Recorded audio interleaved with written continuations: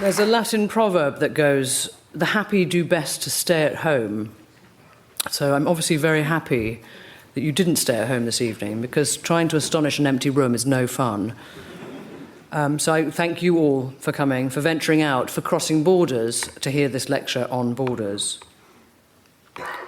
The one border we cross so often and with such well-rehearsed reflexes that we barely notice it is the threshold of our own home.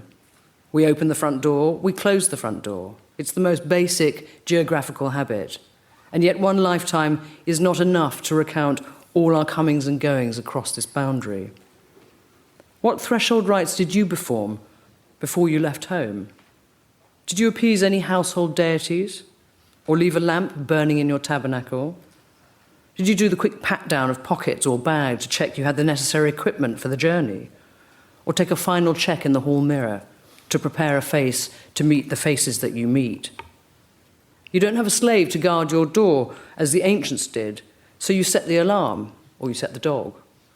Keys? Yes, they're in your hand. You have the power of the keys, the right of possession that connects you to thousands of years of legal history, to the rights of sovereigns and states, to the gates of salvation and damnation. You open the door, step through, and turn to close it. Through its diminishing arc, the details of your life inside recede. On one side, me and my place, writes the novelist Georges Perec. The private, the domestic, a space overfilled with my possessions, my bed, my carpet, my table, my typewriter, my books. On the other side, other people, the world, the public, politics. You can't simply let yourself slide from one into the other, can't pass from one to the other, neither in one direction nor in the other. You have to have the password, have to cross the threshold, have to show your credentials, have to communicate with the world outside. You lock the door, you've crossed the border, you've ignored the Latin proverb and Pascal's warning that all humanity's misery derives from not being able to sit alone in a quiet room. When the Savoyard aristocrat Xavier de Maistre was sentenced to 6 weeks' house arrest for duelling in 1790, he turned his detention into a grand imaginary voyage. "My room is situated on the 45th degree of latitude," he records in A Journey Around My Room. "It stretches from east to west. It forms a long rectangle, 36 paces in perimeter if you hug the wall." And so he sets off, charting a course from his desk towards a painting hung in a corner. And from there he continues obliquely towards the door, but is waylaid by his armchair, which he sits in for a while, poking the fire, daydreaming. Then he bestirs himself again, presses north towards his bed, the place where for one half of our life we forget the sorrows of the other half.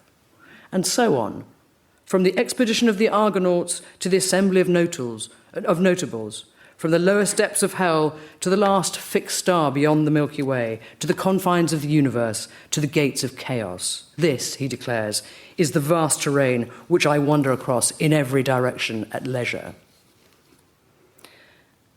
Whether around your room in 40 days, or around the world in 80 days, or around the circle line in 80 minutes, whether still or still moving, the self is an act of cartography, and every life a study of borders.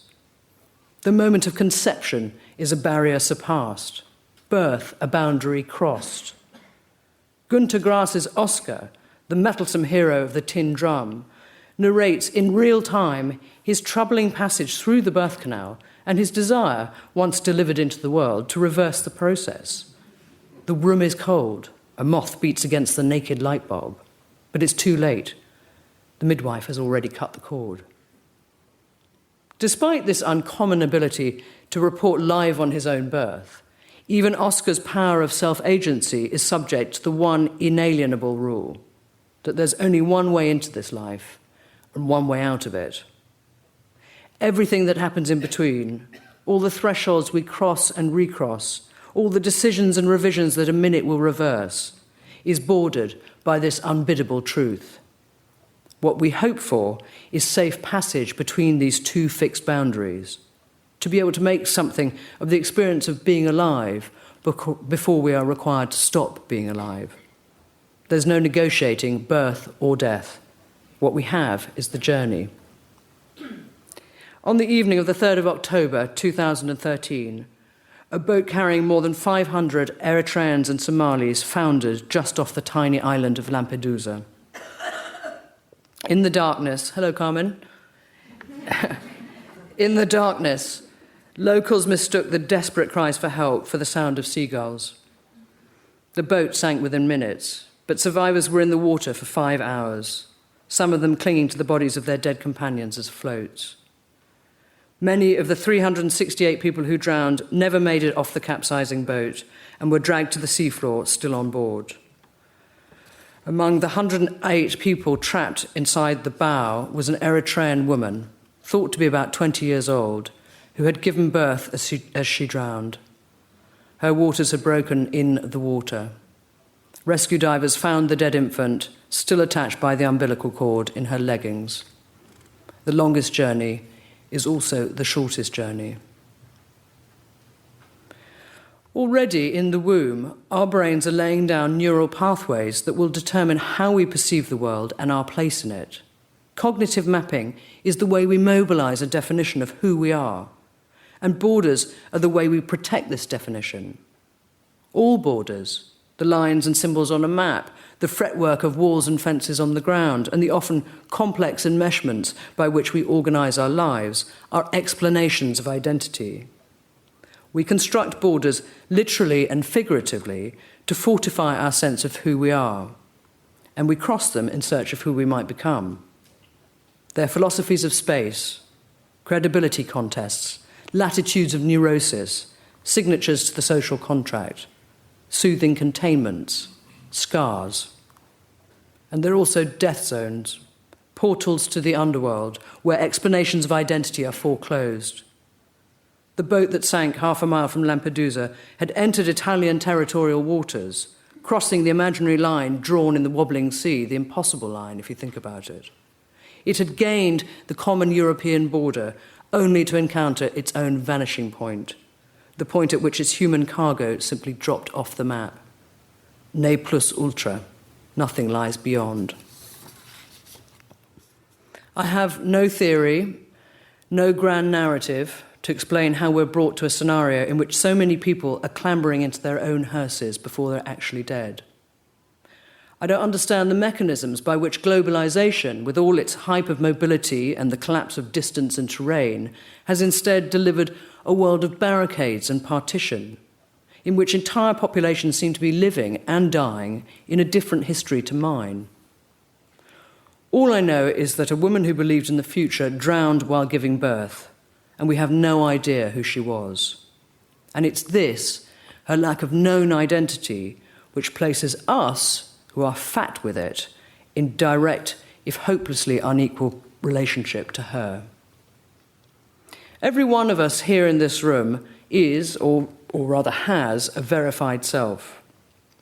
That is, an identity formed through and confirmed by identification that is attested to be true. You can't function in the world without it. You can't open a bank account, get a credit card or national insurance number or driving license or access to your email and social media accounts or a passport or visa or points on your reward card. You can't have your tonsils removed without it. You can't die without it. Whether you're conscious of it or not, whether you like it or not, the verified self is the governing calculus of your life, the spectrum on which you as an individual are plotted from cradle to grave. As the political theorist Pierre-Joseph Proudhon explained, you must be noted, registered, enumerated, accounted for, stamped, measured, classified, audited, patented, licensed, authorised, endorsed, reprimanded, prevented, reformed, rectified, and corrected in every operation, every transaction, every movement. Now, Proudhon, who wrote this in 1851, was the first person to style himself an anarchist, so naturally he blamed the state for everything.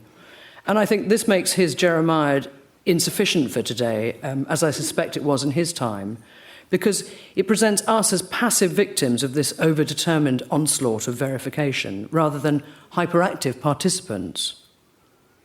We are, as Terry Eagleton put it in the pages of the London Review of Books, a fanatically voluntaristic society, obsessed with public self-exposure and suspicious of reticence or obliquity. Yes, we all have what Milan Kundera calls the epidermal instinct to defend one's personal life. Never mind the front door, back door, garage door, car door, and the petrol cap, or the safe, or the desk drawer containing your life insurance policy. Just think of how many other locks you use every day, all day.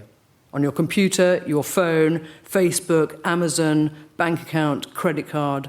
All those memorable dates and memorable digits and memorable passwords and memorable answers to memorable questions that we store in some special key room inside our brain. But then think about the vast amount of detailed personal information you are releasing into the atmosphere all the time, even as you sit here. You can't see it, but there's an endless belch of digital exhaust coming out of the smartphones in your pockets. If you've got an Apple Watch or Fitbit bracelet, it's coming off your wrist. Even when idle, these devices are sending and receiving hundreds of thousands of communications to and from servers across the globe, independently of you, but using your identity. It's not identity theft because you've consented to it by dint of the numberless pages of small print you've neglected to read. It's your identity being trafficked and traded, with your permission, by interested parties about whom you know nothing. And if any of your devices has geolocation technology and you haven't turned it off, you are now transmitting your exact location to God knows who or what, silently bipping like a little Sputnik. Perhaps you used a registered Oyster card to get here this evening? If so, your journey will have been tracked through a microchip embedded in the card, a tiny electronic system known as RFID, or radio frequency identification, which contains your data in the form of a unique code: who you are, how much credit you have, and even the number of the credit card you use to pay for it. This chip has a miniature antenna, which, when activated, sends and receives information to and from an external database via the reader in the gate. You don't actually need the card at all, it's just a convenient casing for the chip. Once the reader confirms your identity, the separation barrier opens to let you through. Another border crossed, another layer of identity fat acquired. These integrated chips or circuits are everywhere, the invisible key of all identity verification. There's one in your credit cards, probably in your car keys, your phone, your work ID, an entry card, your driving license. If you're a criminal out on license, or a registered asylum seeker outside a detention centre, or a newborn baby in some hospitals, there's one in your ankle tag. If you're a dog, there's one in your ear. Human microchip implants are not yet widely available, but I found a web-based company called, with admirable frankness, Dangerous Things, which sells a sterile injection assembly kit. Should you be interested, it's currently reduced from $57 to $39. This kit enables you to push a chip encased in a cylindrical, biocompatible glass casing through your skin, your epidermal border, and once lodged there, it will engage in a lively conversation with your computer or other smart devices and do all sorts of things for you, like open the car door or turn the heating on or tell your doctor you're having a heart attack. Implantable GPS-enabled chips are still theoretical, but could make it possible for a person to be located by latitude, longitude, altitude, speed and direction of movement. Useful if you've been kidnapped in the Western Sahara, or if you're lost in the car park at the Westfield Shopping Centre. Useful too if you're tracking migrants. As I've said, identity is established by identification, and identification is established by documenting and fixing the socially significant and codifiable information that confirms who you are. This process is called biometrics, literally life measurement, and its purpose is to reformulate identity as collectible, readable, exploitable data. So in other words, you're a database from which some sort of content is extracted or captured and then algorithmically encrypted and stored for retrieval in a much larger database. And biometrics include personal information, behavioral traits, and unique physiological characteristics such as DNA, blood group, fingerprints, facial geometry, iris features, and dorsal vein patterns, which are the veins in your hand. In Proudhon's day, The manufactories of the verified self were still paper-based, and it's worth noting that it was the mass production of paper in the 15th century that revolutionized the keeping of records. It's a case of function follows form. So just as later the skyscraper followed the invention of the elevator, so the great chancelleries of the world were built on paper. But today, although we're still afflicted by endless paper forms, the constant production and maintenance of biometric data is principally driven by the kind of smart technologies I've been describing. The fulcrum of which, of the digitally verified self, is the electronic passport. And here it is, the little book of me. It's got the symbol there for the e-chip, which is on the inside cover.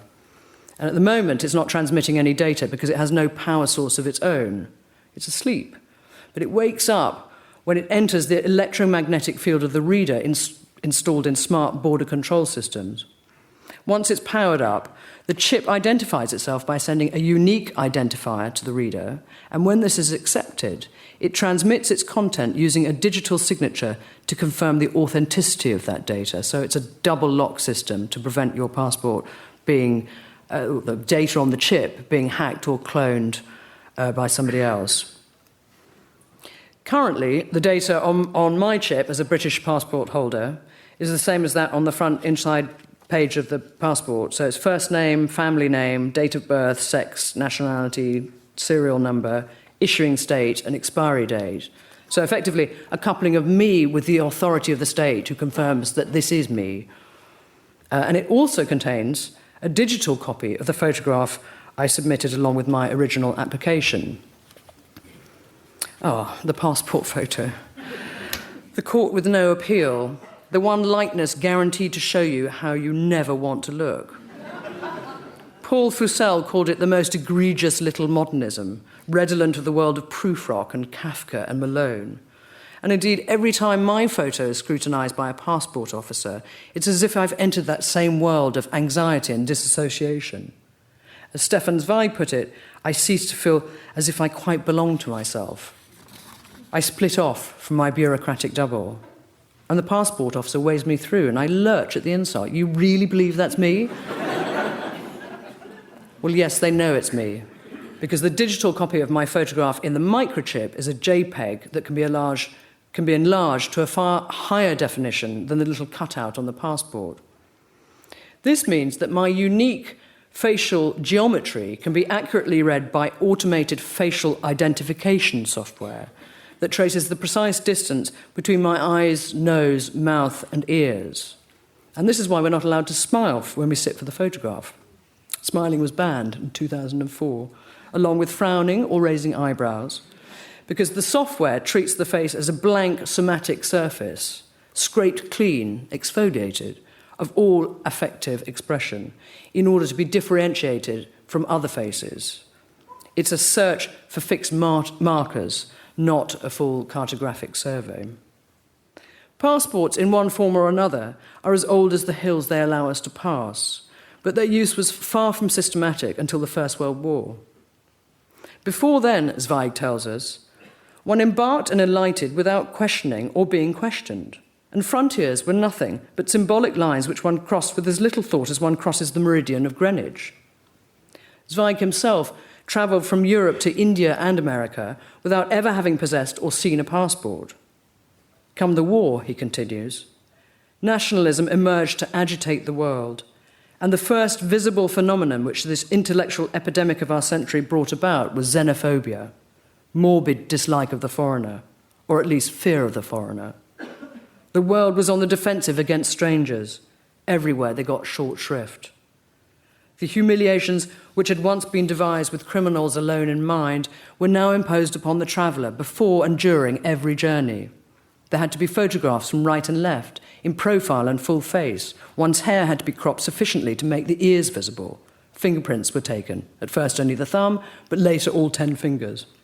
Furthermore, certificates of health, of vaccination, police certificates of good standing had to be shown. Letters of recommendation were required. Invitations to visit a country had to be produced. They asked for the addresses of relatives, for moral and financial guarantees. Questionnaires, and forms in triplicate and quadruplicate needed to be filled out. And if only one of this sheaf of papers was missing, one was lost. Zweig's relationship to the passport was famously troubled. He suffered every rubber stamp as a stigma, every interview with a border official as a humiliation. But for others, it did exactly what it said on the cover. It opened a door onto the world. Having a British passport, Naomi Mitchison trolled, made her feel like the spiritual heir of all the milords who have in the grand commercial past swaggered over the continent. Well, there are still plenty of milords swaggering. And although I haven't been able to confirm this, I think that the UK passport is the only one to include hereditary or honorary titles as part of the verified self. And I've got a copy somewhere, I think I've left it over there, of the government's guidance on the correct use of titles in passport, and it is actually hilarious. For example, issuing officers must know that the daughter of a baron or life peer, I quote, if unmarried, is known as on, followed by her first name and surname. But if she's married to a knight or baronet, she's on lady, followed by her surname. And if she's married to a commoner, she's just on Mrs., followed by her surname. Honestly, there are pages and pages of this you and non-you, posher than posh-tosh. And the guidance also states that a title of nobility should always be checked against the entry either in Debrett's Peerage, the latest edition of Who's Who, or the appropriate edition of the London Gazette. If in doubt, passport officials are advised to refer to a line manager, who presumably has received some advanced training in the subject from Nancy Mitford. The British passport itself is still a swaggering thing, with a power of open sesame that places it first in the world, shared with Germany, for visa-free travel, currently to 173 countries and territories. The Eritrean passport, by contrast, offers visa-free access to just 34 countries, ranking it 104th, tied with Nepal and the Palestinian territory. Somalia, with only 30 countries, claims the third lowest rank, just above Iraq and Afghanistan. These bottom-liners are unofficially classified as what the French sometimes call the petits pays de merde, the shitty little countries. And most of the visa-free travel on offer to them is to other shitty little countries. To visit the UK, they need a visa. Now, Home Office annual figures for UK visitor visas, as opposed to long stay or work visas, issued to Eritreans or Somalis, are not published. But it's safe to conjecture that they're very low, probably in the low hundreds. We're first-class citizens. They're 104th and 107th class citizens, respectively, which is why they take the smuggler's boat, for which the ticket, by the way, is considerably more expensive than a flight to Heathrow from Asmara or Mogadishu. The visa, from the French vise, having been seen, is another key document of the verified self. Without it, those Eritreans and Somalis on the boat heading for Lampedusa were invisible, unseen, well before they disappeared into the water. And I suspect most of them didn't possess passports either. They belonged to the new mobile population known as the sans-papiers, the undocumented. And there are several reasons for this, including the fact that people fleeing failed or repressive states for asylum elsewhere tend not to advertise the fact beforehand by walking into a government passport office. Hence the role of people smugglers in the scramble from Africa. And they might have learned a thing or two from the scramble for Africa, which generated the biggest people trafficking operations in history. Like the passport, the visa has a long history, but its usage has been substantially reinforced in the post-9/11 context, which has seen the whole policy discourse on border control leap from its former status of low politics to the high politics of security. This radical shift in the policing of territorial access is most evident in the United States and the European Union, whose cherished liberal principles of openness and mobility, whereby the limits of geography are not the limits of our lives, are now being walled in behind a policy of exclusion. This is the liberalism of possession. defended by ever-thickening borders, sharply rising enforcement budgets, new and more invasive surveillance technologies, and other mechanisms of exclusion, of which stricter visa regimes are one powerful example. Where the visa used to be a stamp in the passport or a separate document, it's now the polished artefact of the post-9/11 smart border, complete with its own embedded chip. The majority of passport applications do not involve being seen, unless you're unlucky enough to be called in for an identity interview, as it's called, by the UK Border Force. The state accepts instead the testimony of a respectable member of the community that you are who you say you are. But the visa application involves you presenting your embodied self alongside your textual or digital self. Many of you here will have stories to tell of lengthy pleadings at the always seedy consular office. In 1919, Ezra Pound was held up in Paris for hours by an American official who doubted his bona fides, and he was still fulminating about this delay over folderols 8 years later. Today, although you still have to be seen, you can offload some of the botheration by paying an agency to deal with your application. The Russian embassy in London has outsourced its visa section to a company called VFS.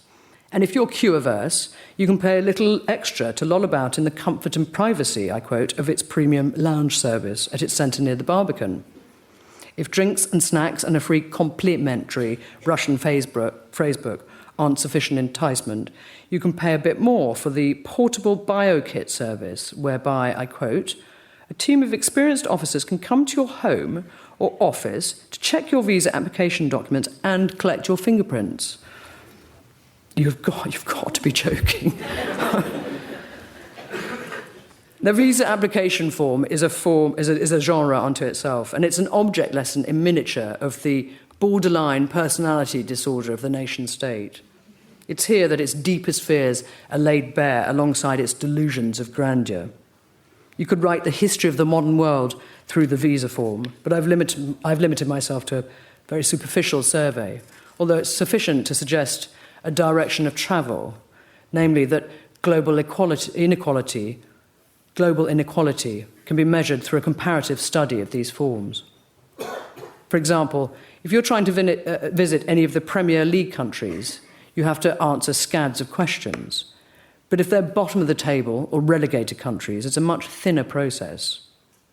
Rich countries with expensive IT-driven border systems can afford to embed biometrics, including fingerprints, in the visa. Poor countries are still at the rubber stamp level of technology. Rich countries use the international language of visas, English, fluently. Poor countries don't. Rich countries can afford to turn down visa applications. Poor countries can't. Anyway, here are a few specifics or distinguishing features from the current visa forms that I've looked at, and they're visitor visa forms, mostly. Pakistan asks you to supply an identification mark and state your blood group, religion, and history of military service. Burma, a biometrically poor country, relies on a self-description. You must state the colour of your hair and eyes, your height, and your complexion. I think we're gentle crimson at this point. The Democratic Republic of Congo asks that you supply evidence of good moral character and confirmation that your host in the DRC is a physical or moral person. Japan is particularly interested to know if you use marijuana, opium, or stimulants. Papua New Guinea, which offers special visas to yachtspersons, comedians, and gospel groups, requires a good health certificate, chest X-ray, HIV test result, and statement of good character from your local police authorities. China asks if you have a serious mental disorder or infectious pulmonary tuberculosis. Saudi visas are at the invitation of the Ministry of Foreign Affairs. You must state your religion and agree to respect Islamic traditions, including the ban on alcohol or drugs, contravention of which, warns the form, is punishable by the death penalty on Chop Chop Square. Oh no, well, I added the location. The Solomon Islands caution that all declarations on their visa form must be true in both substance and in fact. Just about every country wants to know if you've been involved in prostitution or the sex trade, except for Thailand. Russia's visitor visa form asks you to list every country you've been to in the past 10 years. but so does the UK form, which at 12 pages is a real potboiler. Its principal fascination is with how much money you have, income, stocks, shares, and how you spend it. But it also wants to know if you glorify or justify terrorism, if you are generally of good moral character, and whether you have any spent or unspent convictions, including traffic offences. And finally, the big daddy, the peak of the moral high ground that is the US visa form.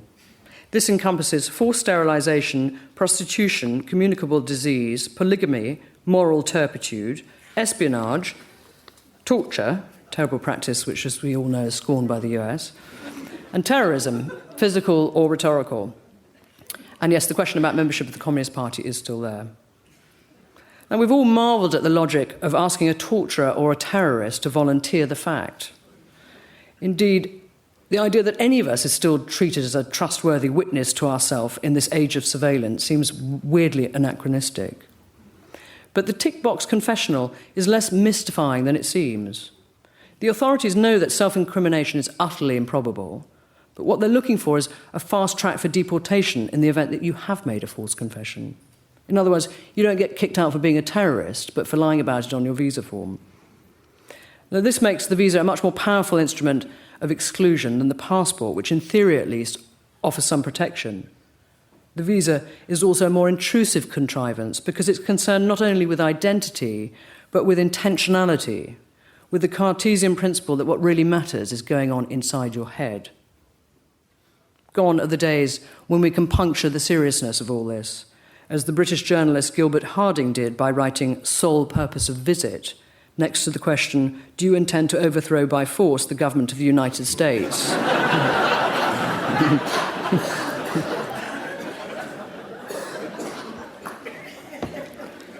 This is the age of extremely bossy borders, and you don't mess with the rules or their enforcers. You trawl out your spent driving convictions, the ones you believe really were spent.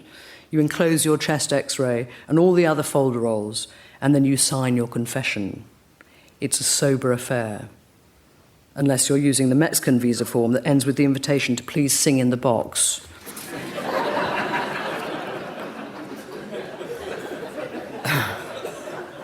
That's my personal favourite. This one jubilant opportunity accepted to cross a border legally is now a long, drawn-out act of obedience, a hushed processional from consular office to immigration desk and all the intermediary stations. At the airport, we advance with the miniature steps of geisha girls towards the apparatus that sees into, scans and filters us. We yield to verbal instructions issued in what W.H. Auden described as the peremptory tone reserved for children one cannot trust, who might be tempted by ponds or learn some disgusting trick from a ragamuffin. We remove our jacket, shoes, belt, and hold aloft our cosmetic secrets in a see-through plastic bag. Without protest, we shuffle in our socks towards the pat-down, or into the machine that sees through our clothes without us having to take them off. And yes, they do see everything, which is why they're known in the industry as porno scanners. This behaviour is so removed from the normal circumstances of our lives, bar a medical examination, that it can only be viewed as an act of submission. And indeed, border crossing points, especially at airports, are carefully designed to induce this disciplinary state, shaping traveller flows much the same way as the principle of the IKEA store layout, so that you're aggregated and separated and have no options but to toe the line. We submit because we believe it makes us safe, that a picture of our genitals is a fair trade for a safe flight. But as independent security researcher Evan Booth has established, it's possible for terrorists to build lethal weapons using only items for sale at the shops beyond the security checkpoints. Booth himself has designed and built an arsenal of fully functioning weapons from such retail items, including a fragmentary grenade, which he calls the Frappuccino, that he made out of a coffee tumbler in less than 8 minutes. Apparently, the spikes from the crown of those miniature 8-inch Statue of Liberty make very good shrapnel. On Booth's website, Terminal Cornucopia, you can see him, a video of him firing a breech-loading shotgun made from a deodorant aerosol, cans of Red Bull, 9-volt batteries, tape, dental floss, tinfoil, a hairdryer, a fridge magnet clip, and a condom. The aim of his low-tech experiment is not to wage war on a plane, but to expose the security rigmarole as a hugely expensive piece of theatre staged by high-tech boyos cashing in on fear. Smart borders are a bull market for these professionals of unease, who were the first to see, beyond the smoking rubble of the World Trade Center, a new frontier opening up.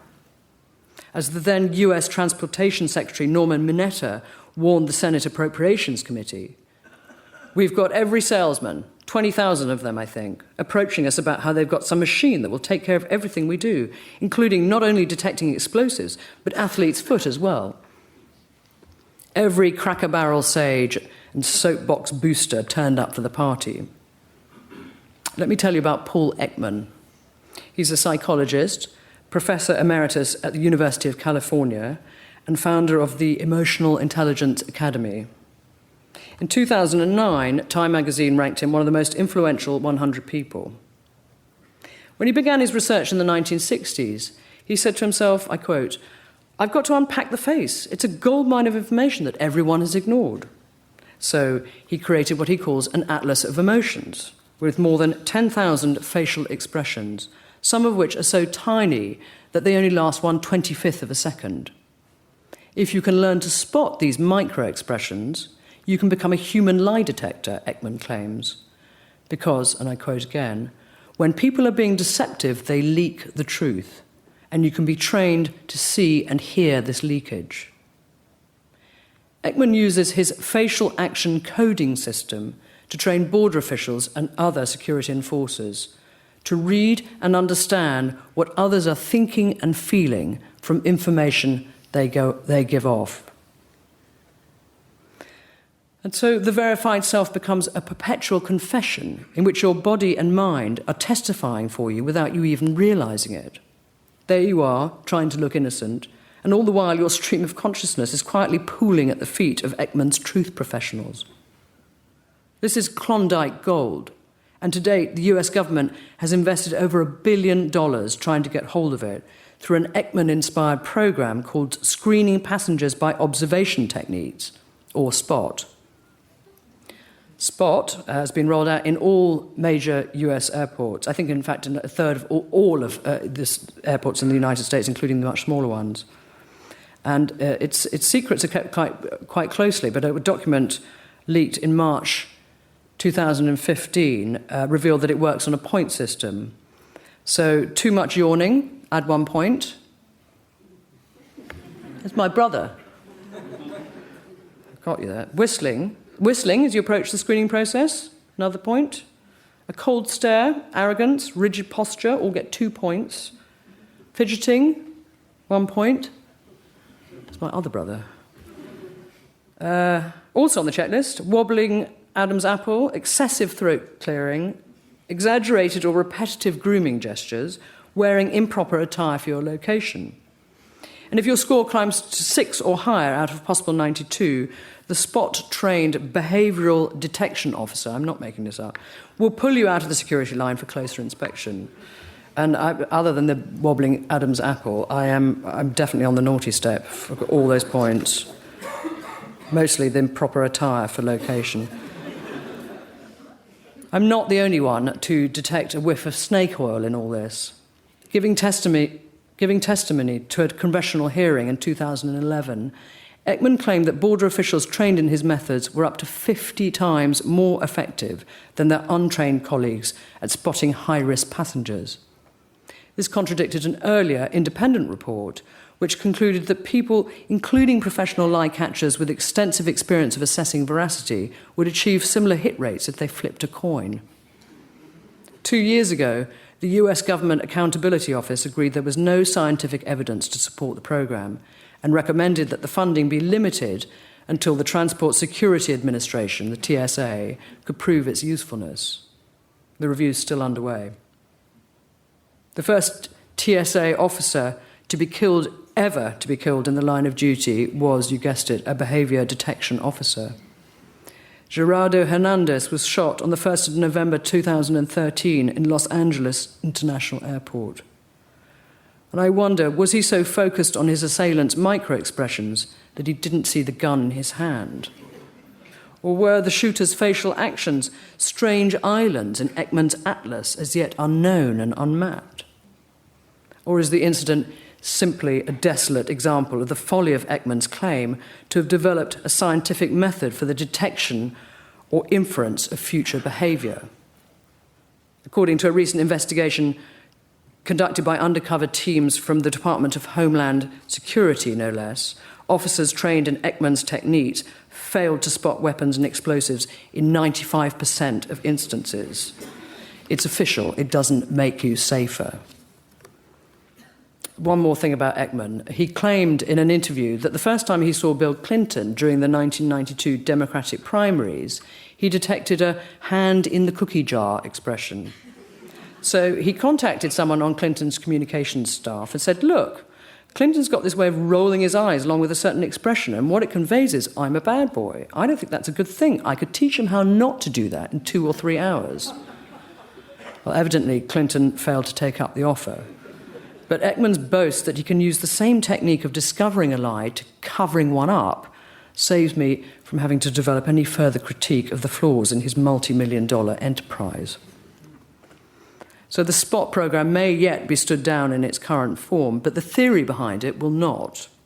Ekman's so-called science of facial coding is now the gold standard system of post-9/11 face of terror security solutions.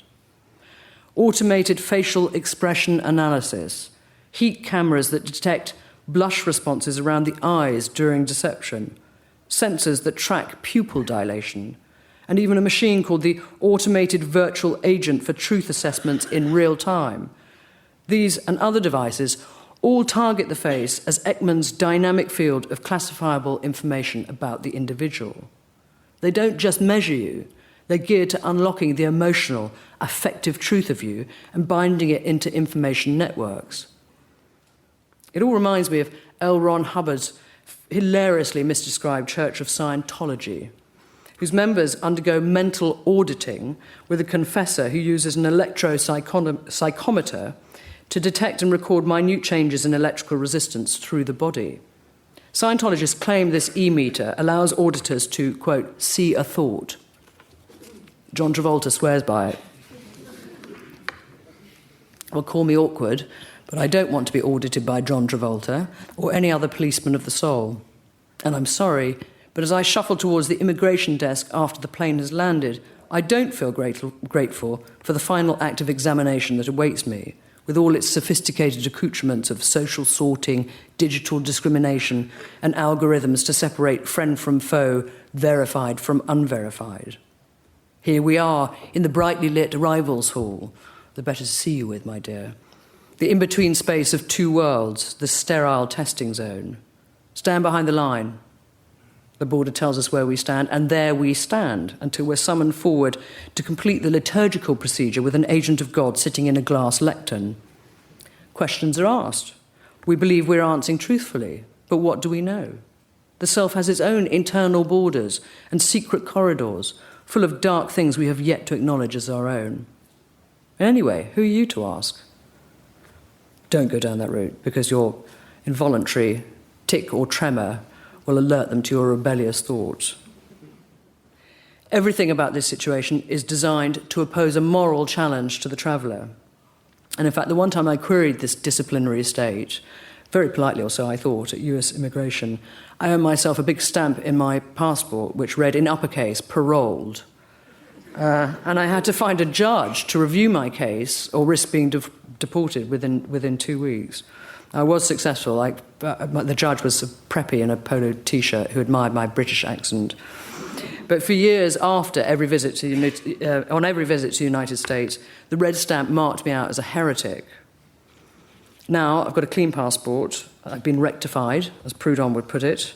I behave like a docile, obedient subject. But once I've crossed the border, my face turns into the emoticon for I feel like a lamppost that's just been urinated on. I suppose the emoticon culture gets what it deserves, an emotional economy, generated by computer modelling and regulated by algorithms, that translates the subjective self into objective data. It's nonsense, of course. No algorithm can break open the encryptions and fantasies of the inner self, any more than the professors of the Academy of Laputa in Gulliver's Travels could extract sunbeams from cucumbers. It's the quantifying spirit of the Enlightenment gone mad, or madder, given that Swift thought it was pretty nuts at the time, where the obsession with collecting, listing, measuring, and categorizing everything drives us into the expectation that by so doing we can solve a mystery. In John Updike's novel, Roger's Version, a graduate student tries to convince his professor that he can prove the existence of God using a complex procedure in computer graphics. Updike uses this plotline to stage a theological debate in which the student's attempt to beat a path to God is viewed as an act of profanity. The debate is heavily influenced by the work of Swiss theologian Karl Barth, who insisted there is no way which leads to this event of revelation, because there is no faculty in man for apprehending it. That's the whole point of having a God, Barth was saying. Yet our arrogance demands that in addition to everything else, some superworld should also be known and accessible to us. But the politics of scrutiny will not suffer the crick that can't be cracked. Total knowability is the objective, and, say its high priests, we have the technology to achieve it. This is not a conspiracy, and if it were, it would involve Facebook, Google as much, if not more, than the state. I think it's more a trajectory, and its gravitational pull is apparently irresistible for all of us. And who knows, perhaps the superworld can be reached. Sometimes a destination exists simply because enough people believe it does. Take, for example, the European Agency for the Management of External Border Controls, known as Frontex, and its vast surveillance system, Eurosur. Their joint operations across the entire European common border and beyond are supported by what Frontex is touting as the system of systems, I quote. A network of technologies that, when fully amalgamated, will deliver, quote, the frictionless circulation of identity data within a single globalized market of information. In other words, a superworld. Let's call it the technicum, where the whole order of society and its component parts, us, is revealed. And not just as it is today, but as it will be tomorrow, because the key mission of the system of systems is predicting the future. It works like this. National coordination centres in the EU member states pump intelligence and biometric data into Frontex's situation centre, where algorithms sweat day and night to identify patterns and trends so that, quote, a continuum of security threats can be pursued and anticipated through digital traces and their perpetual recombination. The idea is that the risk-based calculations provided by the algorithms allow Frontex to monitor and react to the future, to which end a report commissioned by the agency recommends that border guards be trained in future thinking. The report also quotes the dead management guru Peter Drucker, I say dead because of the quote that's coming, who said that the best way to predict the future is to create it. Well, Frontex has had a decade of crystal ball gazing since it was set up in 2004. And unless I've missed the press release, it didn't predict that in 2015 alone, over 1 million unauthorised migrants would gain the European border, with the unintended consequence that the Schengen Treaty now looks as small as the town in Luxembourg where it was signed. This is what hypervisibility failed to see. No worries. Frontex has just been awarded a 54% budget increase by the European Commission, which should pay for a few tinkerings with the software. And there's hardware to be maintained too. Unmanned drones, coastal radars, thermal and infrared sensors, surveillance cameras, also known as game cameras, snare nets, pepper spray, and a whole lot of steel fences, razor wire, spotlights, and weaponized watchtowers. We don't experience any of this because we're first-class citizens and we don't travel in inflatable toy boats. But in case we're in any doubt, this is what it looks like, a war on immigration. Or more specifically, a war on the global wanderings of the unverified self. Perhaps I should have mentioned already that the system of systems is a military term that embraces the doctrine of total interoperability and full spectrum dominance, whereby warfare becomes a permanent boundless exercise against a wide range of non-state adversaries. So not the 30 Years' War or the 100 Years' War, but the forever and everywhere war. War itself as a kind of superworld. When I look at images of the militarized European border at, say, Melilla or Ceuta, places I hope never to find myself in, all I see are the technologies of a medieval siege repurposed for the technicum. This medieval modernism is born of a fatal resolve to keep the outsider out, to separate the verified from the unverified. But because it requires the systematic enactment of suspicion, it's also a demonstration of the weakness of the strong. You can't win security if you don't know what it looks like. Every Maginot line, sooner or later, becomes an Imaginot line. On the 8th of July 2013, the newly elected Pope Francis, on his first official trip outside Rome, arrived by boat at the island of Lampedusa to commemorate the thousands of migrants who have died in the crossings from North Africa. After casting a wreath into the water, he celebrated Mass on the sports field that doubles as a migrant reception centre. He delivered his homily from an altar constructed out of an old fishing boat. "Where is your brother?" he asked. "Who is responsible for this blood?" In Spanish literature, we have a comedy of Lope de Vega, which tells how the people of the town of Fuente Ovejuna kill their governor because he is a tyrant. They do it in such a way that no one knows who the actual killer is. So when the royal judge asks, "Who killed the governor?" they all reply, "Fuente Ovejuna, sir." Everybody and nobody. Today, too, the Pope continued, the question has to be asked. Who is responsible for the blood of these brothers and sisters of ours? Nobody. The globalisation of indifference makes us all unnamed, responsible, yet nameless and faceless. The faceless unnamed. Not the anonymous clump of 1 million migrants, but us. We who are verified down to our eyeballs, yet unseeing and unseeable behind the high wall we have built to protect ourselves from the disordered, unauthorised, unregistered others beyond. Is this the truth of the verified self? That it's several degrees out of true? Is this what the system of systems delivers? Something so perfect that no one will need to be good? If so, then it places us, as well as those we exclude, in jeopardy. It brings us no nearer to God or the superworld or whatever you want to call it. Because as T.S. Eliot warned, it mistakes information for knowledge and knowledge for wisdom. All migrants know that the reply to the question, "Who on earth are you?" is another question, "Where on earth are you?" And so they want what we've got, a verified self that will transport them over to our side of history. Thus, the migrant identity becomes a burden to be unloaded. Migrants often make the journey without identity documents, and I mentioned one reason for this earlier, namely that the attempt to obtain them in the country of origin can be very dangerous.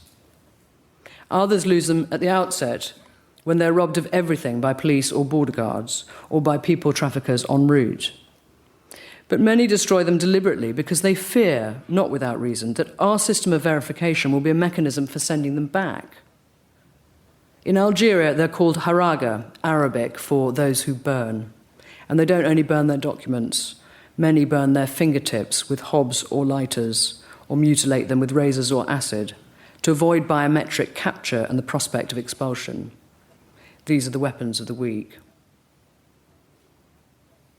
Lampedusa, October 2013, barely 3 months after the Pope's visit.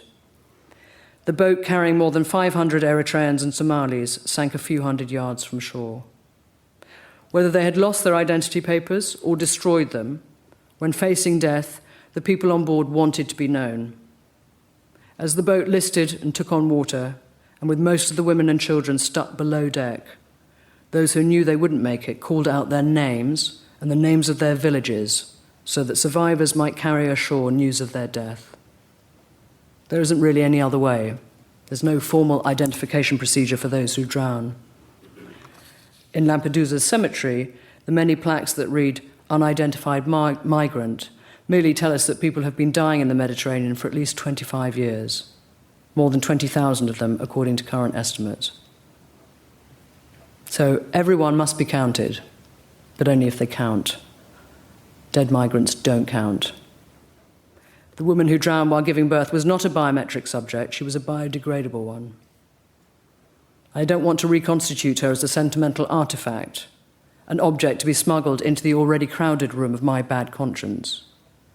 But I do want her to be known by more than just the number she was given after being hauled out of the water, 288, and 289 for her baby. Because otherwise the story of migrants remains infinitely reproducible to the point of abstraction. For the past 2 years, I searched for something by which to identify her.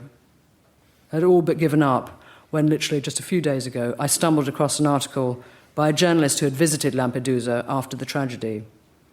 He found a survivor who turned out to be the woman's partner and the father of her baby. Her name, this man said, was Ioanna. In Eritrean, it means congratulations. Thank you very much for listening.